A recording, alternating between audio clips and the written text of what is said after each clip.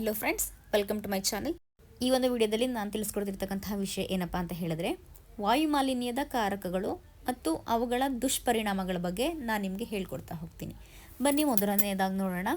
Sulphur ಡೈಆಕ್ಸೈಡ್ಗಳ ಕಣಗಳು. ಈ ಒಂದು ಸಲ್ಫರ್ ಡೈಆಕ್ಸೈಡ್ಗಳ ಕಣಗಳಿಂದ ಏನಾಗುತ್ತಪ್ಪ ಅಂತ ಹೇಳಿದ್ರೆ ಶ್ವಾಸನಾಳ ಸಂಬಂಧಿ ಕಾಯಿಲೆಗಳು ಉಂಟಾಗುತ್ತವೆ. ಇನ್ನು next second one carbon monoxide. ಇದು ವೆರಿ ಇಂಪಾರ್ಟೆಂಟು.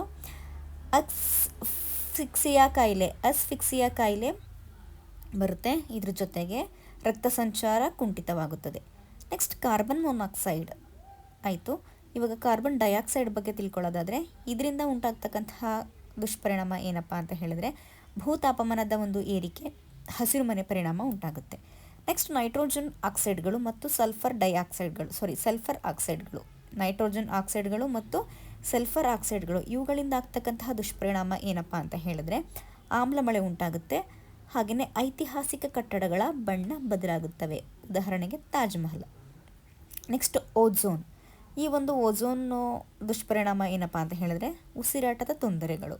ನೆಕ್ಸ್ಟ್ ಹೈಡ್ರೋಕಾರ್ಬನ್ಗಳು. ಇದರದ್ದು ದುಷ್ಪರಿಣಾಮ ಏನಪ್ಪ ಅಂತ ಹೇಳಿದ್ರೆ ದ್ಯುತಿ ರಾಸಾಯನಿಕ ಸ್ಮಾಗ್ ಉಂಟಾಗುತ್ತೆ ಮತ್ತು ಶ್ವಾಸಕೋಶದ ಒಂದು ಕ್ಯಾನ್ಸರ್ ಕೂಡ ಬರ್ತಾ ಹೋಗುತ್ತೆ. ನೆಕ್ಸ್ಟು ಆಸ್ಬೆಸ್ಟಾಸ್ ಎಂಬ ಒಂದು ವಾಯುಮಾಲಿನ್ಯದ ಕಾರಕದಿಂದ ಉಂಟಾಗ್ತಕ್ಕಂತಹ ದುಷ್ಪರಿಣಾಮ ಏನಪ್ಪ ಅಂತ ಹೇಳಿದ್ರೆ ಶ್ವಾಸಕೋಶದ ಕ್ಯಾನ್ಸರು, ಅದ್ರ ಜೊತೆಗೆ ಅಸ್ಬೆಸ್ಟೋಸಿಸ್ ಎಂಬ ಒಂದು ಕಾಯಿಲೆ ಉಂಟಾಗುತ್ತೆ. Next arsenic. ಇದು ವೆರಿ ಇಂಪಾರ್ಟೆಂಟು. ಇದರಿಂದ ಶ್ವಾಸಕೋಶದ ಒಂದು ಕ್ಯಾನ್ಸರ್ ಬರುತ್ತೆ.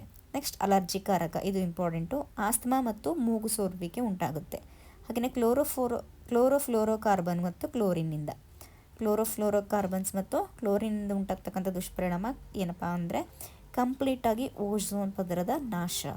ನೆಕ್ಸ್ಟು ಲಿಡ್ ಅಂತ ಏನು ಹೇಳ್ತೀವಿ, ಇದರಿಂದ ಪ್ಲಂಬಿಸಮ್, ಮೆದುಳಿನ ಉರಿ ಊತ ಎಂಬಂತಹ ದುಷ್ಪರಿಣಾಮ ಈ ಒಂದು ಮಾಲಿನ್ಯಕಾರಕದಿಂದ ಉಂಟಾಗುತ್ತೆ. ಫ್ರೆಂಡ್ಸ್, ಐ ಹೋಪ್ ನಿಮಗೆ ಈ ವಿಡಿಯೋ ತುಂಬ ಉಪಯುಕ್ತ ಆಗಿದೆ ಅಂತ ಹೇಳ್ತಾ ವಿಡಿಯೋನ ಮುಗಿಸ್ತಾ ಇದ್ದೀನಿ. ಸಿಗೋಣ ಮುಂದಿನ ವಿಡಿಯೋದಲ್ಲಿ.